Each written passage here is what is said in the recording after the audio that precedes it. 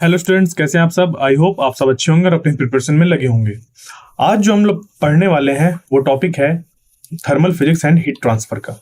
तो ये जो थर्मल फिजिक्स है या हीट ट्रांसफर जो टॉपिक है उसमें हम लोग क्या पढ़ने वाले हैं। देखिए, आप लोग ने ये अपने डेली लाइफ में ऑब्जर्व किया होगा कि अगर आपने चाय रखी है तो वो थोड़ी देर बाद ठंडी हो जा रही है, ठीक है। या फिर किसी गर्म चीज़ पर आपने ऐसा अपना हाथ रखा, आपको लग रहा है कि वो गर्म है, आपको लग रहा है कि गर्म है, बट जब किसी और ने उसको टच किया उस टाइम पर तो वो कह रहा है नहीं, इतना गर्म नहीं है, ठीक है। तो ये एक चीज़ आपने देखी होगी कि किसी के लिए एक जो बॉडी है उसको टच करने पे फील हो रहा है कि वो गर्म है, दूसरे को फील हो रहा है कि वो गर्म नहीं है। तो ये जो हीट है उसकी डिफिनीशन क्या है, या फिर ये कह लीजिए कि इस तरीके कोई सिचुएशन जहाँ पर कोई कह रहा है कि ज़मीन के अंदर का पानी ठंडा होता है, कोई कह रहा है गर्म होता है। तो अब ये गर्म और ठंडा किस केस पे है, तो ये गर्म और ठंडे से मतलब क्या है, तो ये सब जानेंगे इस पे हम लोग। और रही बात हीट ट्रांसफ़र की, जैसे कि चाय रखा और वो क्या हुआ, थोड़ी देर बाद ठंडा हो गया, तो वो कैसे कैसे ठंडा होता है, वो ठंडे होने की प्रोसेस क्या है। तो ये ठंडा क्या है, ठंडे होने की प्रोसेस क्या है, हीट एक जगह से दूसरी जगह कैसे जाती है, इसी को हम लोग थर्मल फिजिक्स और हीट ट्रांसफ़र के अंदर पढ़ते हैं। क्लियर। तो अब बात आती है कि हीट, आखिर ये हीट है क्या। तो एक्चुअली जो हीट है वो एक तरीके की फॉर्म ऑफ एनर्जी है जो कैरेक्टराइज्ड होती है किसी बॉडी के थर्मल स्टेट से, ठीक है। यानी कि जैसे कि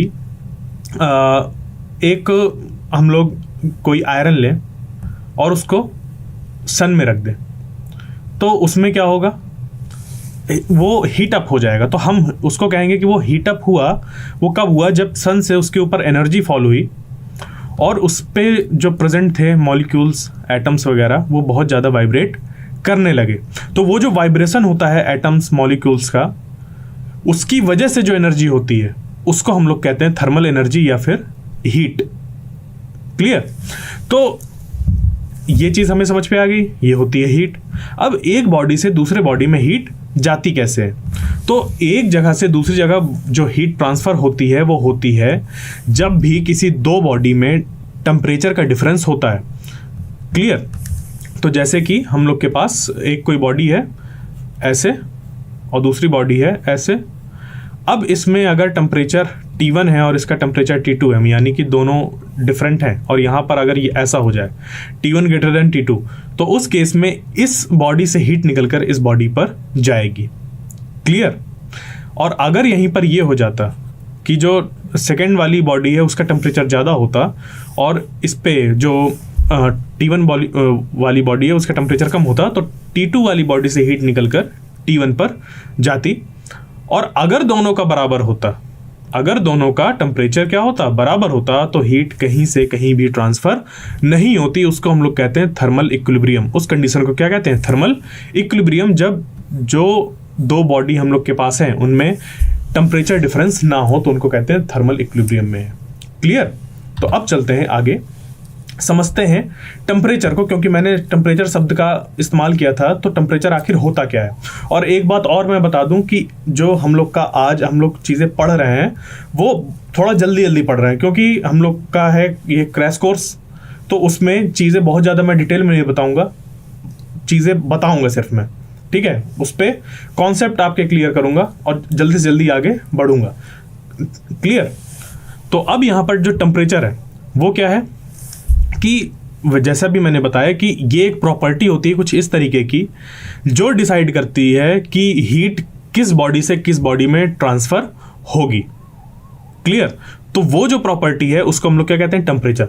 और इसको कुछ ऐसा समझा जा सकता है जैसे कि बैटरी में हम लोग क्या करते थे, बैटरी का इस्तेमाल करते थे किसी सर्किट में करंट फ्लो कराने के लिए, हाँ या ना।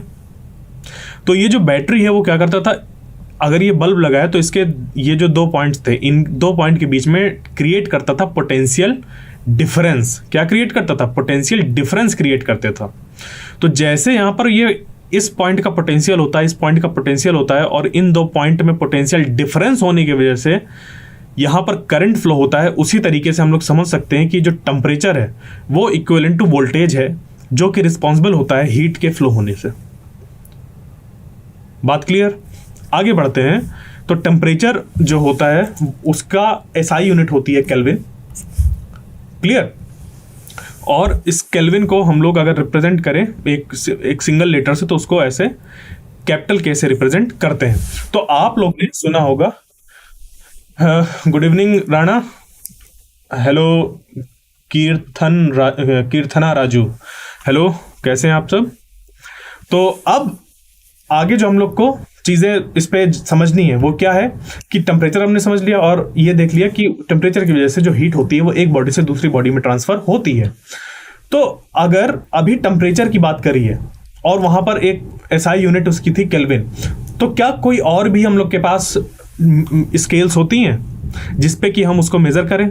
तो बिल्कुल, जो टेम्परेचर होता है किसी बॉडी का कुछ हो सकता है, ठीक है, कुछ है, बॉडी की अपनी प्रॉपर्टीज हैं, बट हम उसको मेजर किस हिसाब से कर रहे हैं वो मैटर करता है कि उसकी यूनिट हम लोग केल्विन में लिखेंगे या सेल्सियस में लिखेंगे या फिर फ़ारेनहाइट में लिखेंगे। जैसे कि ये बिल्कुल वैसा ही है जैसे कि आप कितने लंबे हैं, आप उतने ही लंबे रहेंगे। अगर मैं सेंटीमीटर से मेज़र करूंगा तो वो जो निकल कर आएंगी यूनिट और जो उसका मैग्नीट्यूड वो डिफरेंट आएगा। अगर मैं मीटर्स पे मेज़र करूं तो वो डिफरेंट आएगा। अगर मैं फुट पे मेज़र करूं, इंचेस पे मेज़र करूं तो वो चीज़ें डिफरेंट निकल कर आएंगी। तो इसी तरीके से किसी बॉडी का जो टेम्परेचर है वो होता है। क्लियर? हेलो विकी कुमार, कैसे हैं, कहाँ से हैं आप, कौन सा स्कूल है, ज़रा नेम मेंशन करिए। अब देखिए यहाँ पर क्या है कि ये जो स्केल्स ऑफ टेम्परेचर है, जैसे मैं बता रहा था कि बॉडी का जो टेम्परेचर है वो तो है ही जो है, हम उसको मेजर अलग अलग तरीके की जो स्केल्स होती हैं उनसे करते हैं।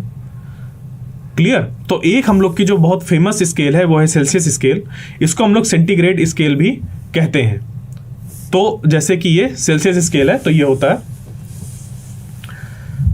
सर आपकी सैटरडे क्लास नहीं रहती है, सैटरडे को क्लास रहती है बट किसी वजह से मैंने क्लास नहीं ली थी। क्लियर? तो इस वजह से विराट सर ने क्लास ली थी। अब देखते हैं इस पे कि ये जो सेल्सियस है, सेल्सियस यहाँ पर क्या है कि हम लोग के पास एक स्केल है जिससे कि हम लोग टेम्परेचर मेजर करते हैं। क्लियर? तो यहाँ पर ये हो गया एक हम लोग के पास मेजरिंग यूनिट। इसी से एक और, अगर इस बॉडी का हम लोग को टेम्परेचर मेजर करना है तो हम किसी और तरीके से भी इसको मेजर कर सकते हैं, किसी और स्केल से मेजर कर सकते हैं, और वो है फ़ारेनहाइट स्केल। वो क्या है? Fahrenheit scale. तो दूसरी क्या होती है हम लोग के पास? Fahrenheit scale. इसी तरीके से एक और होती है और वो जो स्केल है वो कहलाती है केल्विन स्केल। क्या कहलाती है? Kelvin scale. क्लियर? ठीक है, पिक्चर क्लियर नहीं दिख रही, अच्छा ये वाली, ओके, मैं अगली बार से कोशिश करूंगा ये थोड़ी बड़ी रहे। ठीक है, तो अब अभी तो चेंज नहीं कर सकते, इसको रखूंगा आगे से ध्यान। क्लियर? तो अब देखिए यहाँ पर क्या है कि ये जो हम लोग के पास स्केल है, इससे हम लोग किसी बॉडी का टेम्परेचर मेजर करते हैं। तो इतनी डिफरेंट स्केल होने का रीज़न क्या है? रीज़न हम बहुत ज़्यादा डीप में नहीं आएंगे कि ये कैसे चीज़ें बनी है, क्या है। सिंपल से ये समझेंगे कि हम लोग के पास थी सेल्सियस स्केल और फ़ारेनहाइट स्केल। अब ये जो दोनों सेल्सियस और फ़ारेनहाइट स्केल थी वो डिपेंडेंट थी कि कोई जो हम लोग के पास मटेरियल है उसका बॉइलिंग पॉइंट और उसके मेल्टिंग पॉइंट पर।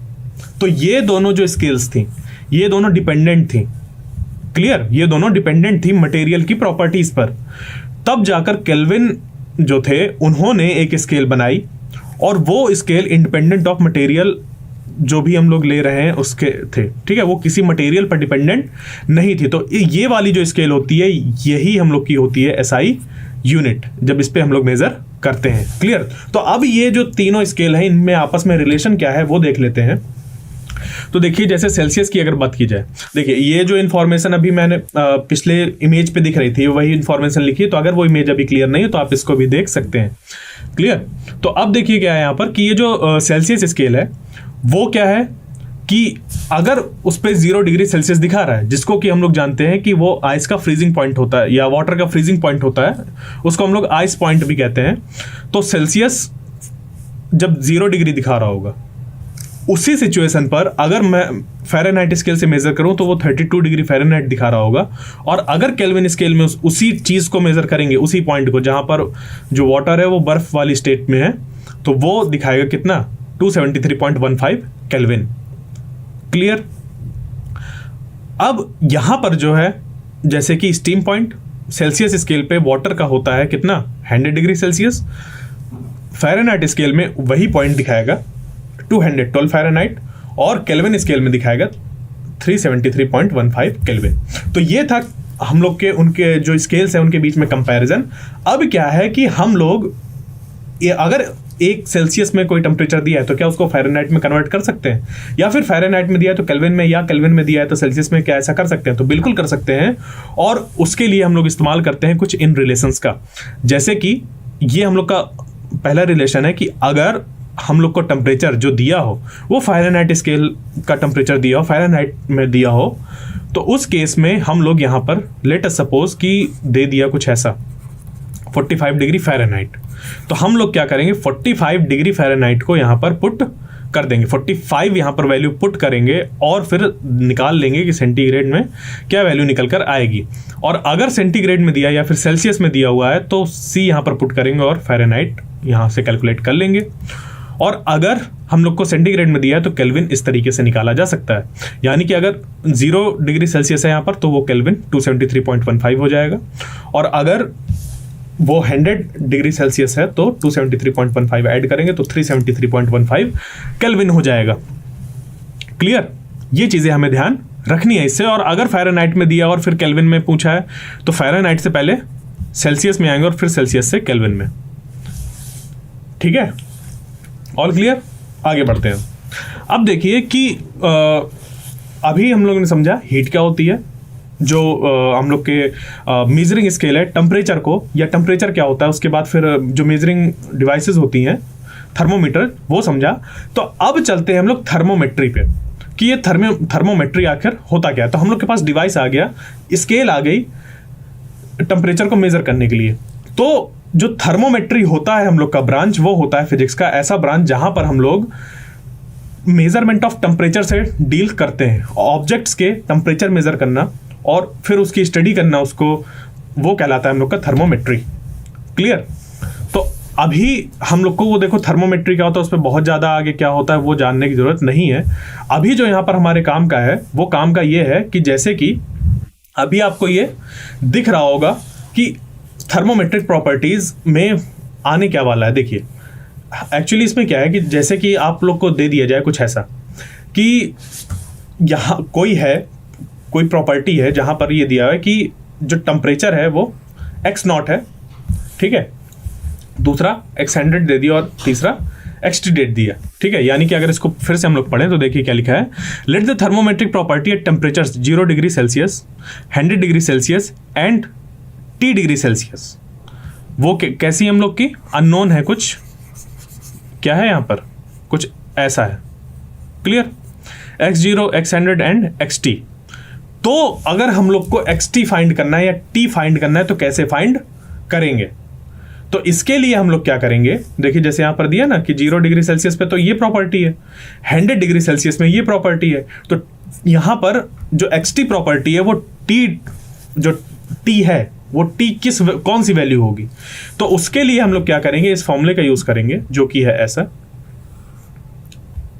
इसमें क्या है कि T टेम्परेचर वाली जो प्रॉपर्टी है उसको हम लोग ने रखा, -0 डिग्री सेल्सियस पे जो प्रॉपर्टी है उसको किया डिवाइडेड बाई T रखा, और यहाँ पर क्या है कि x100 minus x0 upon x100, और इसी से हम लोग निकाल सकते हैं T की वैल्यू।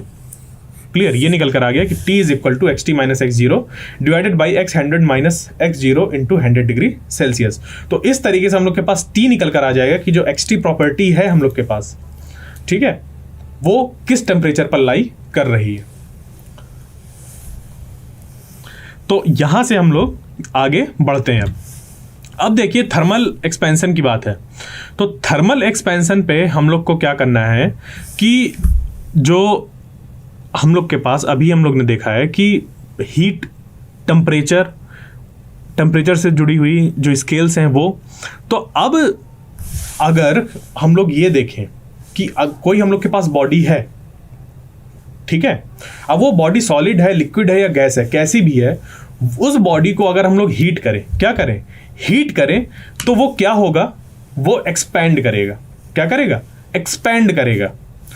तो वो जो हम लोग की प्रॉपर्टी होती है कि जब भी किसी मटेरियल को या ऑब्जेक्ट को हम लोग क्या करते हैं, हीट देते हैं, तो वो क्या करता है, एक्सपैंड करता है। उसको हम लोग कहते हैं थर्मल एक्सपेंशन।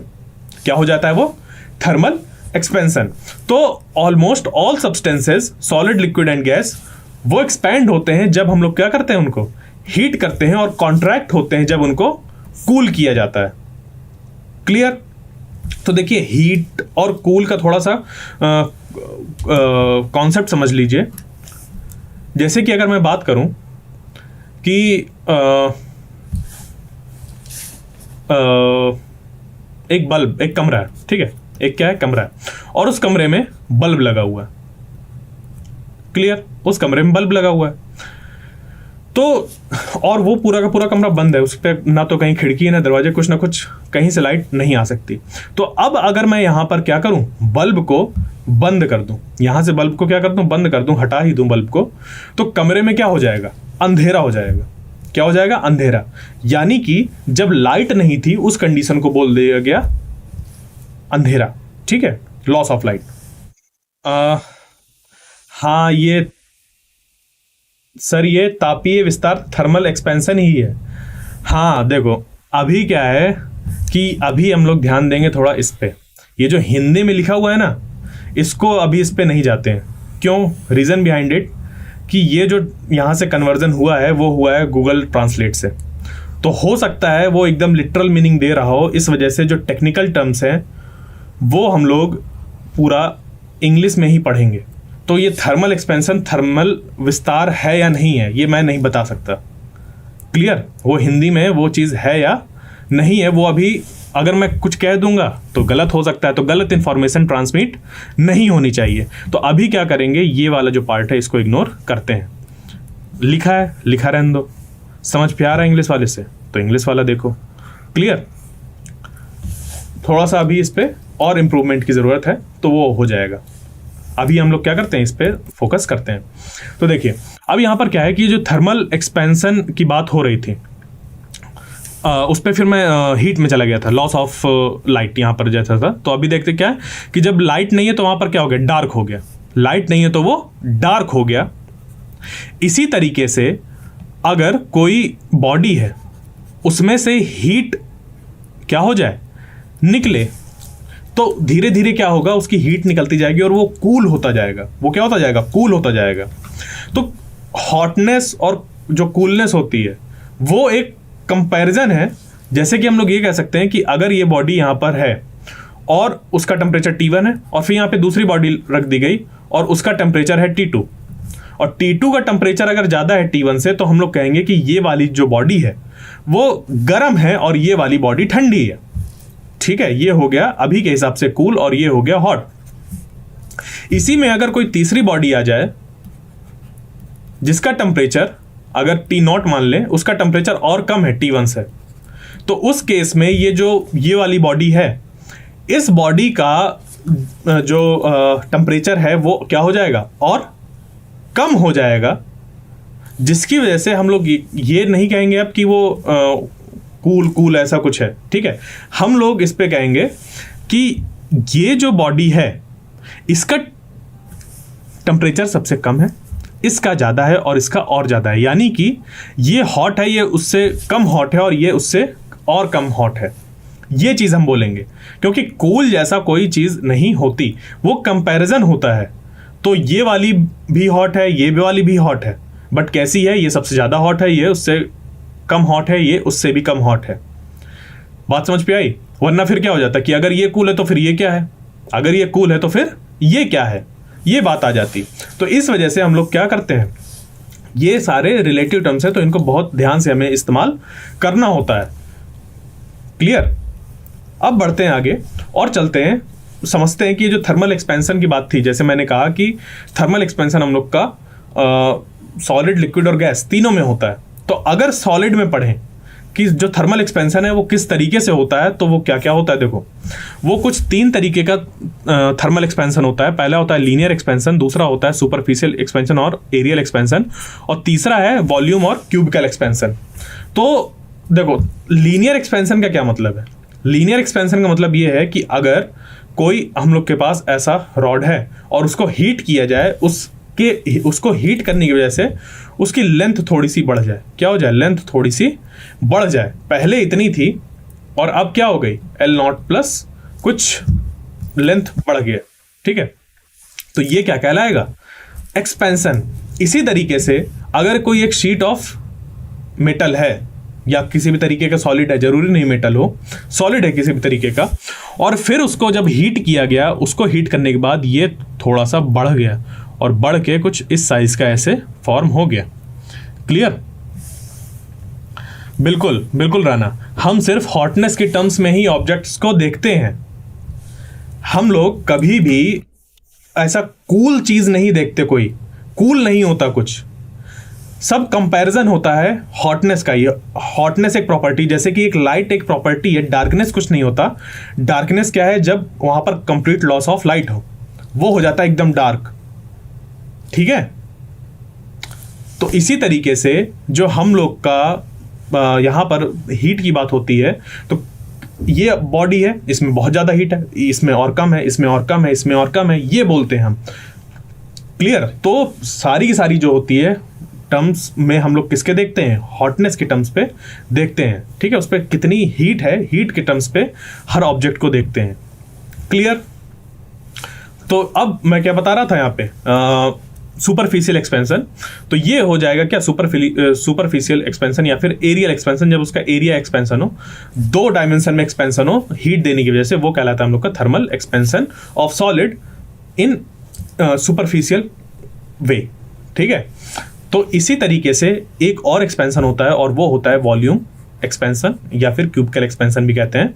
तो वॉल्यूम एक्सपेंशन जो होता है, वॉल्यूम एक्सपेंशन में एक्चुअली होता क्या है कि जब भी हम लोग हीट करते हैं तो वो क्या होता है, 3 डायमेंशन में एक्सपेंड करता है। तो वो जो एक्सपेंशन होता है 3 डायमेंशन में, उसको हम लोग कहते हैं वॉल्यूम एक्सपेंशन। ये कुछ बिल्कुल वैसा ही होता है जैसे कि आप अगर चने की बात करें, भले ही वहां पर हीट से ना हो, बट चने को अगर हम लोग पानी में डाल दें तो वो क्या होता है, बड़ा हो जाता है, साइज में फूल जाता है। तो वो जो एक्सपेंशन हुआ वो किस तरीके का एक्सपेंशन है, वॉल्यूम एक्सपेंशन है। क्या है वो, वॉल्यूम एक्सपेंशन है। क्लियर, तो अब वो एक्सपेंशन अगर हीट देने की वजह से हो तो वो क्या कहलाता है, वो कहलाता है हम लोग का थर्मल एक्सपेंशन। किस तरीके का, वॉल्यूम एक्सपेंशन हो। क्लियर, अब चलते हैं इस पे एक एक करके पढ़ते हैं कि इससे रिलेटेड फॉर्मूले क्या होते हैं और किस तरीके से हम लोग उनको सॉल्व करते हैं, समझते हैं। तो सबसे पहला आता है हम लोग का लीनियर एक्सपेंशन। आखिर ये लीनियर एक्सपेंशन होता क्या है, तो जैसे कि मैं बता चुका हूं कि अगर हम लोग के पास कोई एक वायर है या कोई रॉड है जिसपे कि हम लोग सिर्फ ये मान रहे हैं कि वो 1 डायमेंशनल है। कैसा है वो, 1 डायमेंशनल है, तो उस केस में वो क्या होता है, L0 ऐसा लेंथ हम लोग ले लेते हैं। क्लियर, तो ये जो हम लोग ने लेंथ ली L0 की, वो हम लोग के पास पहले से थी। अब उसको क्या किया, कुछ दिया टेम्परेचर। ठीक है, अभी मान लीजिए कि इसका टेम्परेचर, इस बॉडी का टेम्परेचर है T, इस बॉडी का भी टेम्परेचर है T, और फिर इसको कुछ हीट दी। क्या दी, इसको कुछ हीट दी। तो वो जो हीट हम लोग ने दी है, वो हीट देने की वजह से होगा क्या कि ये जो लेंथ है L0 वो थोड़ा सा एक्सपेंड होगी। क्या होगी, एक्सपेंड होगी, और वो कुछ बन जाएगा कि उस पर जो एक्सपेंशन है वो कितना होगा, वो कुछ होगा इतना। कितना होगा, इतना होगा। क्लियर, तो ये होता है हम लोग का कि ये यहाँ पर ये डेल्टा टी होगा, ये कैपिटल टी नहीं यहाँ पर होगा, ये डेल्टा टी होगा। डेल्टा टी मतलब कि जितना हम लोग ने टेम्परेचर इंक्रीज किया है, कि अभी ये बॉडी थी L0 लेंथ की, इसका टेम्परेचर T था, फिर इसको डेल्टा T हीट दी, मतलब इतना टेम्परेचर चेंज किया। देखो ये जो होता है, अब देखो थर्मल एनर्जी यहाँ पर हम लोग, मेरी स्केप नहीं हो रही, ठीक है, जिसकी वजह से मुझे क्या लग रही है, गर्मी लग रही है। तो मैंने अपनी जो जैकेट थी उसको उतार दी, जिसकी वजह से जो हीट एनर्जी है वो एस्केप करे। तो अभी इसको आगे पढ़ेंगे कि जो हीट होती है वो कैसे एस्केप वगैरह करती है एक जगह से दूसरी जगह होता है। ठीक है, हाँ बिल्कुल इंक्रीज होगा। तो अब यहाँ पर क्या किया, टेम्परेचर जब हम लोग ने चेंज किया, कितना चेंज किया, डेल्टा टी, क्योंकि डेल्टा का मतलब ही होता है चेंज इन, डेल्टा का मतलब हो गया चेंज इन, और किसकी बात हो रही, टेम्परेचर की। तो इतना जब हम लोग ने टेम्परेचर चेंज किया उसकी वजह से कुछ डेल्टा एल लंबाई बढ़ गई। अब ये जो एक्सपेंशन होगा दोनों डायरेक्शन में हो सकता है, थोड़ा सा इस तरफ हो जाए और थोड़ा सा इस तरफ हो जाए। तो ये दोनों जो चेंज हैं इनको मिलाकर मैं एक तरफ भी लिख सकता हूं। ठीक है, एक तरफ लिख सकता हूं कि इतना मान लीजिए चेंज हो गया। ठीक है, मैं रिप्रेजेंट कर रहा हूं कि इतना चेंज ऐसा कुछ हो गया। तो ये जो होगा वो हो जाएगा डेल्टा एल। ये जो इतना इंक्रीज हुआ किस वजह से हुआ, जब हम लोग ने डेल्टा टी टेम्परेचर दिया उसको। ठीक है, बढ़ाया, चेंज हुआ इतना। क्लियर। तो यहां से हम लोग का निकल के आ जाता है। और ये जो अल्फा दिख रहा है आपको, क्या दिख रहा है, अल्फा इस जगह पर, ये जो अल्फा होता है वो होता है कि हम लोग का कोई ऑब्जेक्ट जो है टेम्परेचर देने में किस रेट से बढ़ रहा है। ठीक है, यहां पर, और सर उसकी रेडियस भी इंक्रीज होगी, वॉल्यूम इंक्रीज करता है। देखो अभी हम लोग क्या देख रहे हैं उस पे कि एक पतली सी रॉड है और उस पे किसी भी तरीके से रेडियस में इंक्रीज नहीं हो रहा। अगर हम लोग मान लेते हैं कि वो रेडियस में भी इंक्रीज हो रहा है तो फिर उस पे, क्योंकि उसका फिर पूरा वॉल्यूम में इंक्रीज होगा, तो फिर हम लोग वॉल्यूम एक्सपेंशन वाला लगाएंगे। बट एक्चुअली अभी क्या है, देखो केस यहां पर क्या है कि सिर्फ हम लोग अभी फोकस कर रहे हैं उसकी लेंथ किस हिसाब से बढ़ रही है उस बात पर। तो उस केस के लिए यहां पर बिल्कुल आपने जो पॉइंट आउट किया है बिल्कुल सही पॉइंट आउट किया है कि जो उसका अगर हम लोग किसी रॉड को हीट दें तो वो एक्सपैंड होगी, उसका रेडियस भी बढ़ेगा और उसकी लेंथ भी बढ़ेगी। बट एक्चुअली बात यह है कि जो रेडियस वाला पोर्शन होगा, जो रेडियस में इंक्रीज होगा, वो बहुत छोटा होगा लेंथ के एक्सपेंशन से। क्योंकि मैं शुरुआत में ही मान के चल रहा हूं कि जो आर है वो लेस देन एल है। तो जब आर लेस देन एल है फिर उस पर चेंज भी हम लोग के छोटे छोटे हैं तो वो और छोटा हो जाएगा, जिसकी वजह से हम लोग जो डेल आर है उसका एक्सपेंशन क्या कर सकते हैं, नेग्लिजिबल ले सकते हैं। तो ये रीजन है कि अभी हम लोग स्टडी जो करना चाह रहे हैं वो करना चाह रहे हैं लीनियर एक्सपेंशन की। ठीक है, तो यहां पर अभी क्या ले रहे हैं कि एक ऐसी रॉड है या एक ऐसा वायर है जिसमें कि जो आर है वो बहुत छोटी है एज कंपेयर टू एल। तो यानी कि सिर्फ एक लाइन जैसा दिख रहा है, उस पर कोई रेडियस हम लोग नहीं मान रहे। क्लियर। बट जब जाते हैं हम लोग रियल लाइफ में तो चीजें थोड़ा डिफरेंट होती हैं, तो सब फिर हम लोग को और बढ़ानी होती हैं चीजें। तो अब चलते हैं यहां पर कि जो अल्फा निकल कर आया, अल्फा क्या है, तो अल्फा को हम लोग कहते हैं कोफिशिएंट ऑफ लीनियर एक्सपेंशन। आखिर ये मतलब बताता क्या है, तो देखो बताता कुछ ऐसा है जैसे कि आप हैं, आपका फ्रेंड है, ठीक है, और उन दोनों ने गलती से एक हॉट कप को टच कर लिया।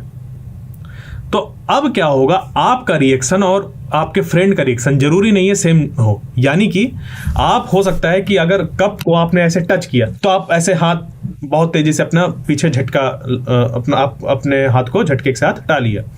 बट आपका फ्रेंड हो सकता है कि वो क्या करे, जैसे कि इसको टच किया तो बड़े आराम से ऐसे करे। तो देखो ये जो बॉडी है, बॉडी में हीट कितनी है उसके रिस्पॉन्स आपने अलग अलग तरीके से दिए। इसी तरीके से जो हम लोग के मेटल्स होते हैं या दूसरे ऑब्जेक्ट्स होते हैं वो भी जो उनको हीट दी जाती है उस हीट का वो अलग अलग तरीके से रिस्पॉन्स देते हैं। यानी कि कोई सेम अमाउंट ऑफ हीट देने में ज़्यादा फैलता है और कोई सेम अमाउंट ऑफ हीट देने में पहले के कंपैरिजन में थोड़ा सा कम फैलता है। क्लियर। तो ये जो अल्फा होता है वो होता है उस पर्टिकुलर मटेरियल की प्रॉपर्टी कि इतना अगर हम लोग टेम्परेचर देंगे तो वो दोनों कितने एक्सपेंड होंगे। बात समझ पे आई। और ये जो डिफाइन होता है हम लोग का वो होता है alpha is equal to delta L divided by L nought delta T. Clear. ये होता है हम लोग का अल्फा कि कितना चेंज हुआ उस पर्टिकुलर मटेरियल का जो है लेंथ, वो उस रॉड का लेंथ जितना हम लोग ने टेम्परेचर चेंज किया और उसको हम लोग डिवाइड कर देते हैं टोटल लेंथ से। यानी कि पर यूनिट लेंथ कितनी चेंज हुई, हम लोग जितना भी उसको एनर्जी दे रहे हैं। ठीक है, तो अब यहां पर चलते हैं आगे कि ये जो है कि फाइनल लेंथ की अगर हम लोग बात करें, ठीक है, तो फाइनल लेंथ क्या हो जाएगी कि जितना हम लोग का इनिशियल लेंथ थी उसमें ऐड कर दें जो हम लोग का जो लेंथ है वो एक्सपैंड हुआ है, तो एल जो फाइनल हो जाएगी वो क्या हो जाएगी, एल नॉट प्लस ये जो चेंज इन लेंथ हुआ है। तो चेंज इन लेंथ को जब हम लोग यहाँ पे करेंगे तो वो क्या बन जाएगा ऐसा, और चेंज इन लेंथ जो है हम लोग की वो कितनी है, यहाँ पर ये डेल्टा है, ठीक है, ध्यान रखिएगा डेल्टा टी है। तो delta L is equal to L nought alpha delta T, तो ये बन जाएगा L F is equal to L nought plus L nought alpha delta T equal to L nought 1 plus alpha delta T. हम लोग ने L not यहाँ पर common ले लिया, तो यानी कि जो एल फाइनल बनेगा वो हो जाएगा L nought 1 plus alpha delta T. और इस तरीके का एक्सप्रेशन आपने तब भी देखा होगा जब हम लोग ये पढ़ रहे थे करंट इलेक्ट्रिसिटी वाला, जहां पर जो रेजिस्टेंस था वो देखना था कि टेम्परेचर के साथ कैसे डिपेंडेंट होता है, तो उसमें भी कुछ इसी तरीके का फॉर्मूला हम लोग का निकल कर आ रहा था। क्लियर, तो अब बढ़ते हैं आगे और चलते हैं सुपरफिशियल एक्सपेंशन या फिर एरियल एक्सपेंशन पे। क्लियर, हाँ, हम जो वॉल्यूम एक्सपेंशन है उसको आगे पढ़ेंगे, जस्ट इसके बाद वॉल्यूम एक्सपेंशन पढ़ने वाले हैं। तो अभी क्या है यहाँ पर कि जो ये है एरियल एक्सपेंशन, तो यानी कि जब एरिया में एक्सपेंशन होता है उसकी हम लोग बात करते हैं। तो देखिए आखिर इस पे चीज़ें निकल करके आती हैं, तो ये हैं कुछ चीज़ें कि जो जैसे अभी मैंने बताया कि जो ऑब्जेक्ट्स होते हैं सेम अमाउंट ऑफ हीट देने में अलग अलग तरीके से बिहेव करते हैं और अलग अलग तरीके से एक्सपेंड होते हैं। ठीक है, एक्सपेंशन होता है बट उतना ज़्यादा रिएक्शन वो दे रहा है दूसरे कंपैरिजन में नहीं, या उतना ज़्यादा एक्सपेंड हो रहा है या नहीं, वो अलग अलग सबकी अपनी अपनी प्रॉपर्टी होती है हर एक मटेरियल की। तो वो जो प्रॉपर्टी होती है उसको हम लोग कहते हैं बीटा, और इसको कहते हैं हम लोग कोफिशिएंट ऑफ सुपरफिशियल एक्सपेंशन। और ये निकल कर आता है कि change in area divided by A not into delta T. Clear, तो इसको भी हम लोग क्या कर देते हैं, डेल्टा टी से डिवाइड कर देते हैं। ठीक है, तो ये हम लोग का एक्सप्रेशन होता है बीटा का। और अब जो है हम लोग के पास वो क्या है कि अगर ये जो सीट थी इसका शुरुआत में एरिया ए नॉट था, तो ये वाला ए नॉट है, और इसमें जो चेंज हुआ एरिया का वो कितना हुआ, वो हुआ डेल्टा है, यानी कि जो बढ़ा ये वाला एरिया, ये हो गया डेल्टा ए, ये कितना हो गया डेल्टा ए। तो delta A divided by A not into जितना हम लोग ने टेम्परेचर उस पर चेंज किया था वो हो गया ये डेल्टा टी। ठीक है, डेल्टा टी को हम लोग ऐसे भी देख सकते हैं कि मान लीजिए इनिशियली उसका टेम्परेचर टी था, कितना था, टी था या टी आई था, और फाइनल क्या हो गया टेम्परेचर उसका टी एफ हो गया, तो जो डेल्टा टी बनेगा वो बन जाएगा T F minus T I.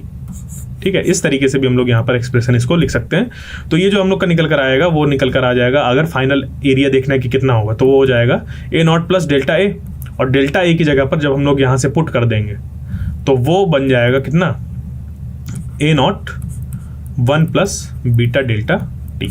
Clear, ये चीज़ हम लोग का बन जाएगा। क्लियर, तो अब बढ़ते हैं आगे और चलते हैं वॉल्यूम एक्सपेंशन पे।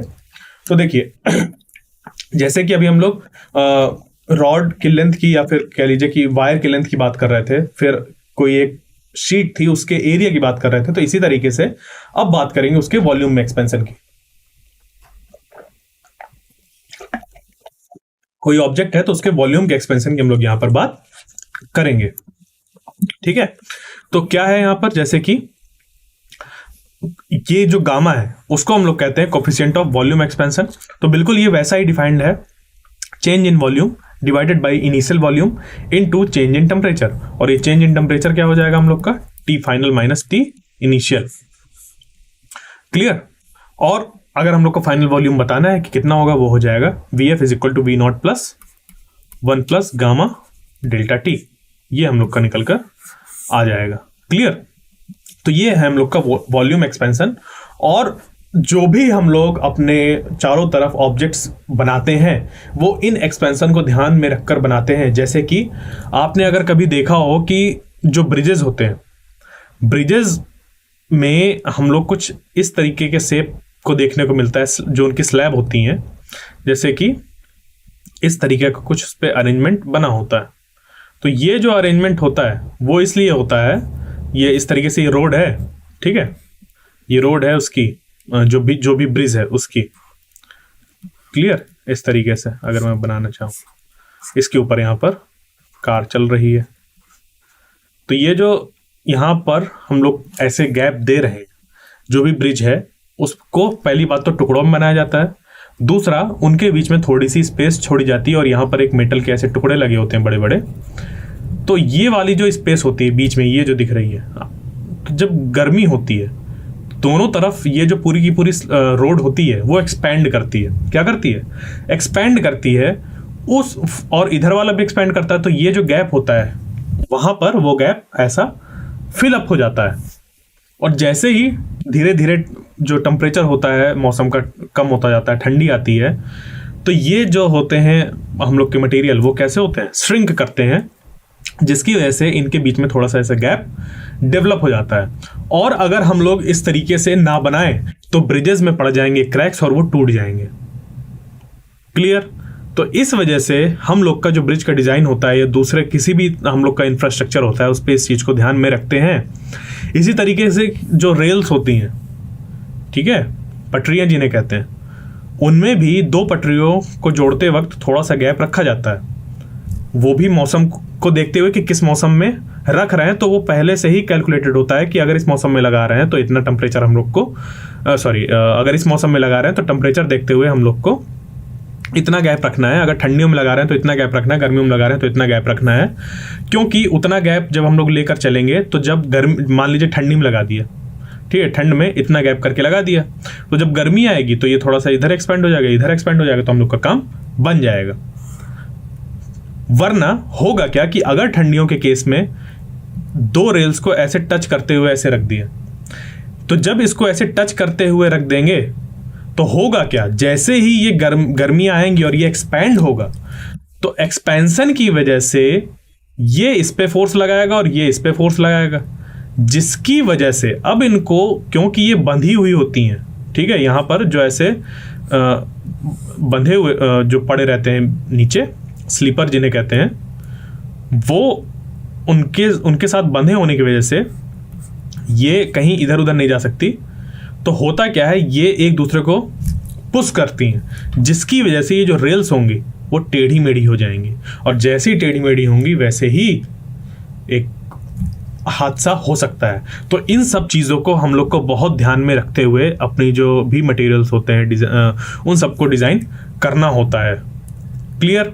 तो ये जो एक्सपेंशन है, थर्मल एक्सपेंशन, वो हम लोग हर रोज़ अपने चारों तरफ होते हुए देख पाते हैं या नहीं देख पाते, बट वो होते हैं। तो आप भी अपने चारों तरफ जो चीज़ें हैं उनको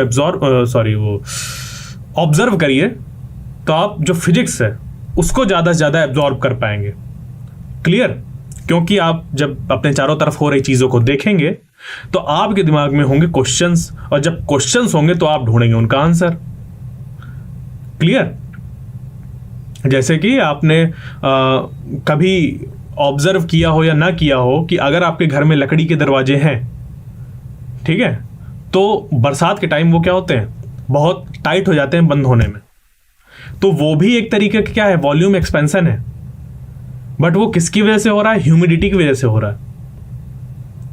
तो अगर आपके घर में लोहे के दरवाजे हैं कहीं पर, तो वो गर्मियों में और ठंडियों में उनमें होता है वॉल्यूम एक्सपेंशन, उसकी वजह से वो अलग अलग तरीके से बिहेव करते हैं। गर्मियों में वो थोड़े बड़े हो जाते हैं और ठंडियों में थोड़े श्रिंक कर जाते हैं। ठीक है, तो अब ये आपने जो चीजें हैं उनको ऑब्जर्व किया है या नहीं किया है वो आपके ऊपर है, बट आप क्या करिए, चीजों को ऑब्जर्व करिए, तो ये बहुत इंटरेस्टिंग हो जाती हैं चीजें। सर फिर तो जो कार, राना कह रहे हैं सर, जो कार के इंजन होते हैं वहां भी होता होगा? बिल्कुल होता है, बिल्कुल होता है, और वो डिजाइन ही करते हैं ऐसे। तो इंजीनियरिंग आखिर होती क्या है? इंजीनियरिंग साइंस और मैथ्स उसका इस्तेमाल करके जो भी हम लोग की डिफिकल्टी आने वाली हैं, जो उनको समझ पे आ रहा है या आ रही हैं, उनको सॉल्व करते हैं। क्लियर? तो इंजीनियरिंग यही होती है, वहां पर वो उसको इंजीनियर जो होते हैं वो बनाते हैं, इस तरीके से उसको बनाते हैं। हाँ, उसके लिए भी उसको ऐसे बनाया जाता है ताकि जब वो चलना स्टार्ट हो तो अपने आप को वो सब एडजस्ट करे। क्लियर? इसी को तो कहते हैं कि जो हम लोग की नई गाड़ियाँ होती हैं वो अलग तरीके से बिहेव करती हैं और जो थोड़ी पुरानी हो जाती हैं वो अलग तरीके से बिहेव करती हैं। क्यों? क्योंकि समय के साथ साथ उनमें जो चीज़ें लगाई गई थी इनिशियल फेज के हिसाब से वो धीरे धीरे करते बिगड़ती जा रही हैं। क्लियर? तो टाइम टू टाइम हमें अपने जो व्हीकल्स हैं उन पे जो भी उसका इंजन पार्ट्स हैं, बाकी पार्ट्स हैं, उनको भी देखते रहना चाहिए कि वो सही तरीके से बिहेव कर रहे हैं या नहीं कर रहे हैं। क्लियर? तो अब चलते हैं हम लोग आगे। एक बात और है राना, देखो कि जो हम लोग के कार के इंजन का जो मटेरियल होता है उसको भी ऐसे डिजाइन किया जाता है कि उसका जो अल्फा है या मान लीजिए बीटा है या गामा है, अल्फा बीटा गामा क्या है? Coefficient of expansion, thermal expansion, ये लीनियर, ये स्पेशियल, सॉरी वो एरियल, और ये हम लोग का वॉल्यूम एक्सपेंशन। इन सब को मटेरियल इस तरीके का चूज किया जाता है कि ये बहुत ज़्यादा ना हो, यानी कि बहुत ज़्यादा टेम्परेचर चेंज होने के बावजूद भी उनमें जो एक्सपेंशन हो वो कम से कम हो। बट सर जैसे कोल्ड प्लेसेस है वहाँ भी इंजन एक्सपेंड होता होगा, तो यही तो मैं कह रहा हूँ कि वो जो मटेरियल्स होते हैं, मटेरियल्स की भी इंजीनियरिंग की जाती है ताकि वो जो मटेरियल निकल कर आए, हम लोग के एलॉयज बनाते हैं, वो जो एलॉयज निकल कर आए उनका ये जो ये है, ये कोफिशिएंट वो कम हो, यानी कि बहुत ज़्यादा टेम्परेचर डिफरेंस होने के बाद भी जो एक्सपेंशन है वो कम से कम हो। बात समझ पे आई? ये चीज आपने उसका नाम सुना होगा, इलेक्ट्रिकल फ्यूज का। इलेक्ट्रिकल फ्यूज कैसे काम करता है? इलेक्ट्रिकल फ्यूज एक ऐसे मटेरियल से बना होता है कि जब उसको उस एक सर्टेन अमाउंट से ज़्यादा का करंट उस पर जाता है तो उस पर जो वायर रहती है, ठीक है, उस पर जो वायर होती है वो हीटअप होती है। क्या होती है? हीटअप होती है। और हीटअप होने की वजह से वो एक्सपैंड हो जाती है। उसका मटेरियल ऐसे बनाया जाता है कि एक सर्टेन अमाउंट ऑफ करंट को जब रीच करे, ठीक है, तो जो हम लोग का हीट वाला इक्वेशन होती है I²RT, वहाँ से जो हीट है इस पे बढ़ जाए, तो हीट जब बढ़ जाएगी उसकी सर्टेन अमाउंट से तो उस पर इतना ज़्यादा एक्सपेंशन हो जाता है कि वो किसी जगह से ब्रेक हो जाता है। क्लियर? तो हम लोग क्या कर सकते हैं, ये जो अल्फा बीटा गामा है उनको भी बना सकते हैं डिफरेंट मटेरियल को मिलाकर। तो ये भी ये जो है वो किसकी प्रॉपर्टी होती है? वो मटेरियल की प्रॉपर्टी होती है। बात समझ पे आई? तो अब बढ़ते हैं आगे और आगे चलते हैं जहां पर अब हम लोग क्या देखेंगे कि जो अल्फा बीटा गामा है उनके बीच में क्या रिलेशन होता है। तो वो होता है कुछ ऐसा कि alpha is equal to beta by 2 equal to gamma by 3। तो हम लोग इसको यहां से ये भी निकाल सकते हैं कि alpha is equal to gamma by 3, और यहां से ये भी निकल के आ सकता है ये कि ये जो अब देखिए बीटा जो है वो तो इसके साथ रिलेट कर ही रहा है और ये इसके साथ रिलेट कर रहा है। तो इसको भी हम लोग एक तो इक्वेशन ऐसे बना सकते हैं, दूसरी ऐसे बना सकते हैं और तीसरी ऐसे बना सकते हैं, जो कि मैंने अभी यहाँ पर लिखी। क्लियर? तो इन सब चीज़ों को हमें ध्यान रखना है। आगे बढ़ते हैं और चलते हैं थर्मल एक्सपेंशन ऑफ लिक्विड्स के ऊपर।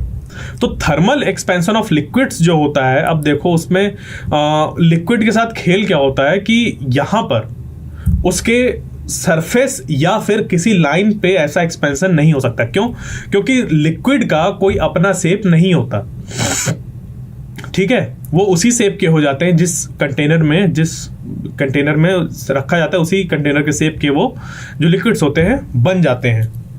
तो यहाँ लिक्विड्स में होता क्या है, जो वॉल्यूम है वो एक्सपैंड करता है, ठीक है। तो उस पे भी वो जो वॉल्यूम है वो दो तरीके से एक्सपैंड करता है। एक तो होता है हम लोग का एपरेंट एक्सपेंशन और दूसरा होता है रियल एक्सपेंशन। तो आखिर ये होते क्या हैं उनको अब हम लोग आगे पढ़ते हैं।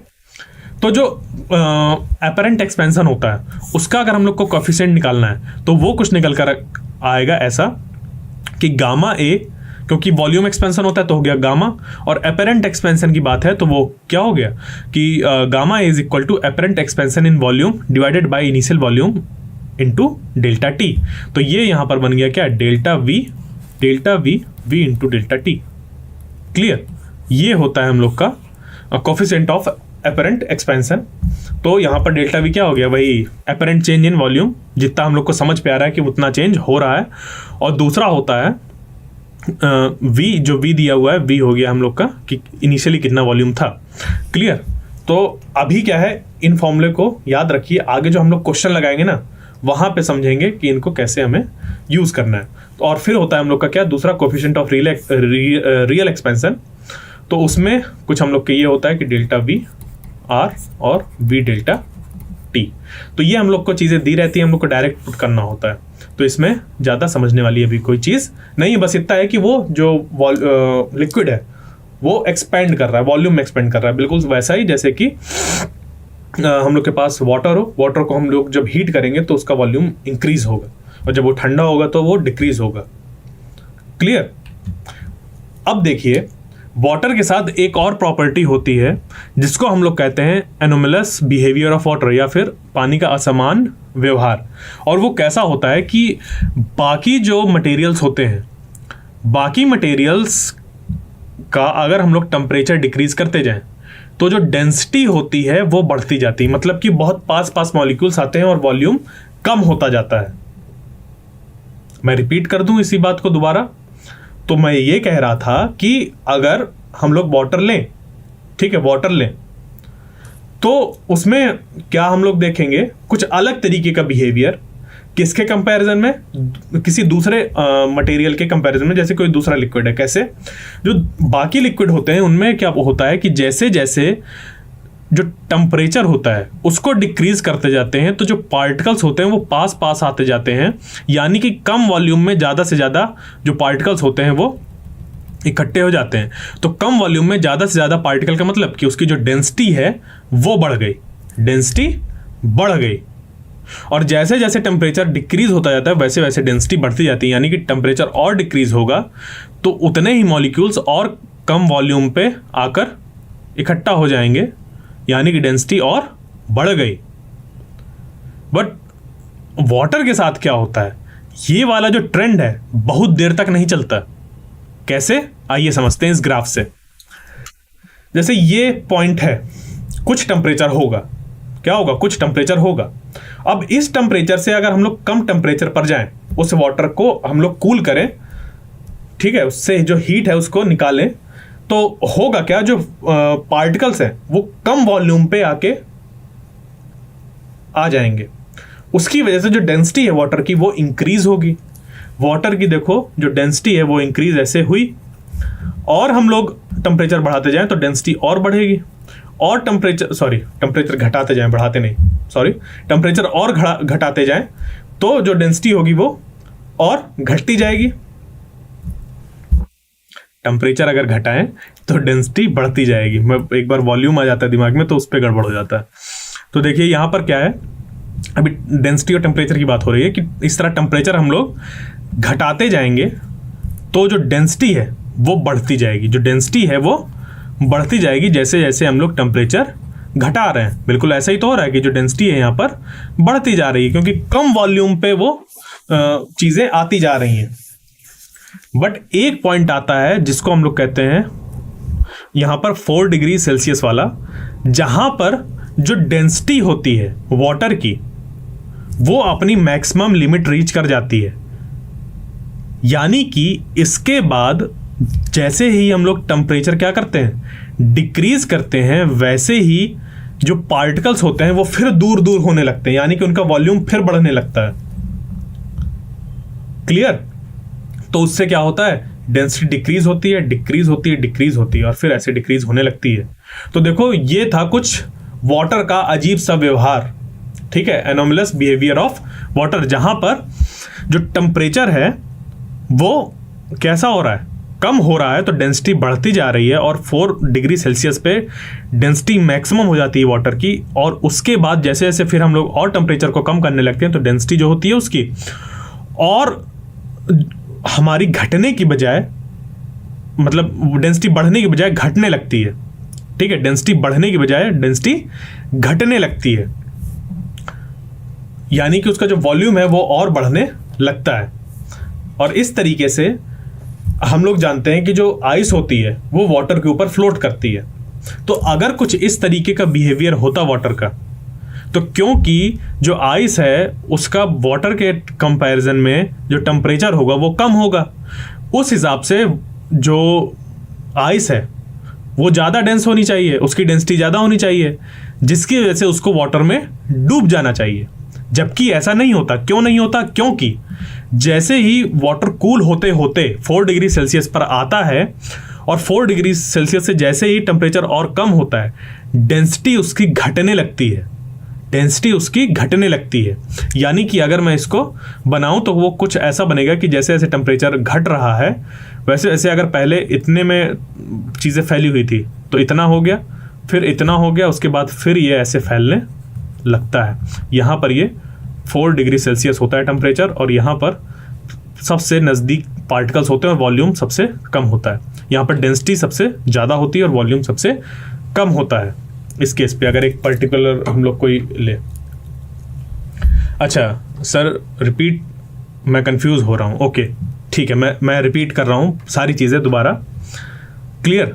देखो, जो बाकी हम लोग के मटेरियल होते हैं, जो बाकी लिक्विड्स होते हैं, उनकी प्रॉपर्टी क्या होती है कि जो हम लोग का टेम्परेचर है उस लिक्विड का, अगर उसको कम करते रहें, क्या करते रहें? कम करते रहें। समझिएगा ध्यान से, क्या करते रहें? कम करते रहें। तो जैसे जैसे हम लोग कम करेंगे तो उसका जो एक्सपेंशन है वो कम होता जाएगा, यानी कि जो पार्टिकल्स हैं वो पास पास आते जाएंगे। जैसे जैसे पार्टिकल्स पास आएंगे तो हम लोग कहेंगे कि जो डेंसिटी है वो बढ़ती जा रही है। तो अगर मैं यहाँ पर 3 चीज़ें लिख दूँ, एक टेम्परेचर, वॉल्यूम और डेंसिटी, क्योंकि जो वॉल्यूम और डेंसिटी का रिलेशन होता है वो कुछ ये होता है, density is equal to m/v, और यहाँ पर m क्या है? मास ऑफ जो भी मटेरियल है। तो यहाँ पर जो मास है वो हम लोग कांस्टेंट ले रहे हैं, तो रो और v क्या हो जाएगा? इनवर्सली प्रोपोर्शनल हो जाएगा। यानी कि अगर वॉल्यूम ज़्यादा होगा तो डेंसिटी कम होगी, और डेंसिटी अगर हम लोग की ज़्यादा हुई तो वॉल्यूम कम होगा। क्लियर? तो अब यहाँ से समझिएगा, टेम्परेचर जैसे जैसे हम लोग कम कर रहे हैं तो वॉल्यूम अगर पहले इस टेम्परेचर पर इतना था तो यहाँ पर जो नंबर ऑफ पार्टिकल्स हैं वो तो उतने ही हैं। तो क्योंकि ज़्यादा वॉल्यूम में फैले हुए थे तो इसकी डेंसिटी कुछ रही होगी, इसकी कुछ डेंसिटी थी।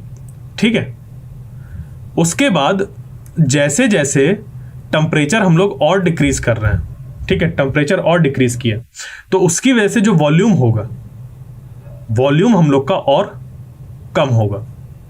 ठीक है, वॉल्यूम और कम होगा क्योंकि कॉन्ट्रैक्ट होती हैं चीज़ें।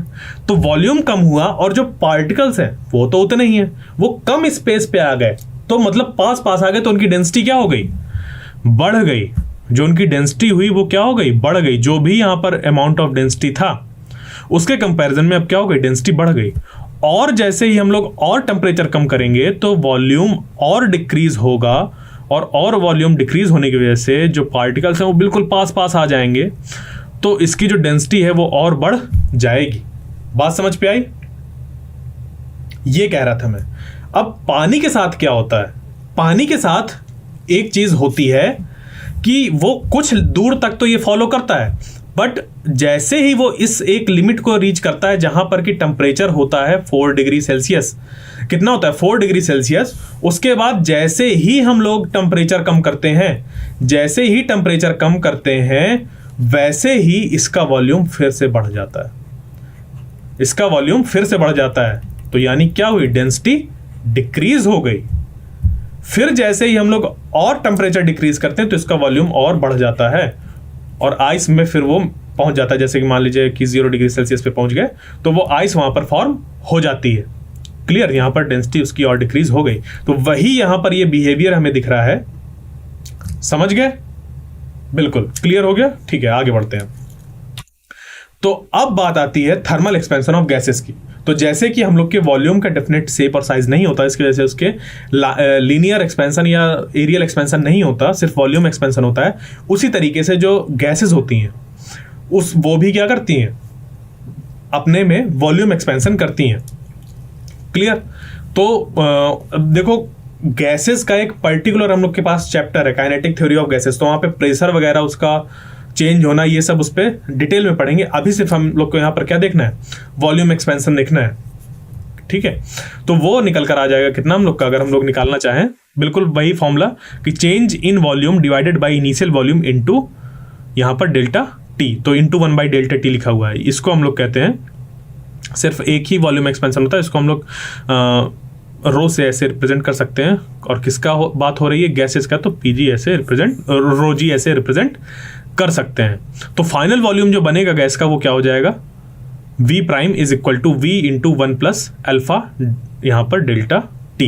यहाँ पर इसको अल्फा नाम दीजिए या रोजी नाम दीजिए, सेम ही चीज़ है, अल्फा दें या रोजी दें, कुछ भी दे सकते हैं, क्लियर। बट हमें समझना है कि वहाँ पर है क्या वो। तो हर एक गैस की अपनी भी प्रॉपर्टी होती है कि वो गिवन टेम्परेचर पर कितना ज़्यादा एक्सपेंड करेगी, तो वही यहाँ पर ये अल्फा या फिर रोजी कह लें, वो भी सेम ही चीज़ होती है, क्लियर। अब बढ़ते हैं एकदम हम लोग के जो इससे गैसियस एक्सपेंशन में कुछ थोड़ा डिफरेंट तरीके का प्रेशर एक्सपेंशन, जहाँ पर हम लोग ये देखते हैं कि जो हम लोग का गैस है वो प्रेशर चेंज करने की वजह से कितना ज़्यादा एक्सपेंड हो रही है या कॉन्ट्रैक्ट हो रही है। क्योंकि जो गैसेज हैं, गैसेज को हम लोग प्रेशर अप्लाई करके भी उनका वॉल्यूम चेंज कर सकते हैं, लिक्विड के साथ ऐसा पॉसिबल नहीं होता है। जबकि गैस के साथ क्या होता है कि जो गैसेज हैं उनको हम लोग कंप्रेस करके उसको, जो उसकी डेंसिटी है उसको चेंज करते हुए फिर टेम्परेचर चेंज करके उसको लिक्विफाई तक कर सकते हैं। तो गैसेज में प्रेशर एक्सपेंशन भी होता है, प्रेशर बढ़ा देंगे तो वो ऐसा कम वॉल्यूम पे आ जाएगा और प्रेशर डिक्रीज कर देंगे तो ऐसे वो फैल जाएंगे गैसेज, ठीक है। आपने लिक्विड नाइट्रोजन का नाम सुना होगा, तो नाइट्रोजन क्या है, हम लोग की गैस होती है, उसको हम लोग ने लिक्विफाई कर दिया प्रेशर इंक्रीज करके और टेम्परेचर घटा के वो बन जाती है। इसी तरीके से हीलियम भी हम लोग की होती है, लिक्विड ऑक्सीजन होती है, लिक्विड हाइड्रोजन होती है, ये सब हम लोग बना सकते हैं। तो अभी हम लोग को क्या देखना है, प्रेशर एक्सपेंशन ऑफ गैस, तो वो जो डिफाइंड होता है वो होता है बीटा से, गैसेस के लिए पर्टिकुलर, और ये निकल कर आता है डेल्टा पी, क्योंकि चेंज इन प्रेशर है यहाँ पे, जैसे वहां पर हम लोग का देख रहे थे कि वॉल्यूम में कितना चेंज हो रहा था, तो यहाँ पर हो गया delta P divided by P into 1/Δt।